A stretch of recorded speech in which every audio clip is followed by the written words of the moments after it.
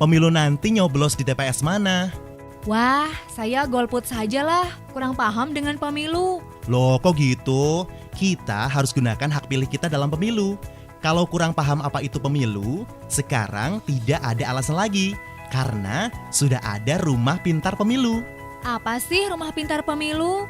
Rumah Pintar Pemilu adalah pusat pendidikan dan informasi tentang pemilu. Rumah ini terbuka untuk masyarakat yang ingin mengerti apa itu politik, demokrasi, dan pemilu.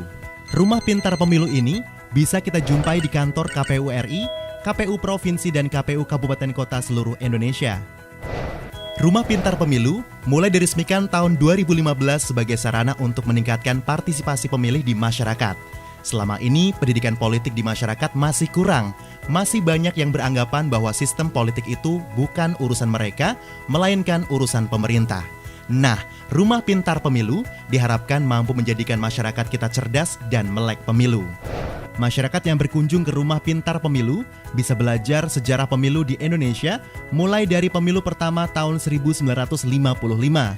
Kita juga bisa belajar soal pemilihan presiden dan wakil presiden, pemilihan legislatif, pemilihan gubernur dan wakil gubernur, pemilihan wali kota dan wakil wali kota, hingga pemilihan bupati dan wakil bupati. Pengunjung bisa berpartisipasi dalam berbagai kegiatan menarik yang dibuat oleh Rumah Pintar Pemilu.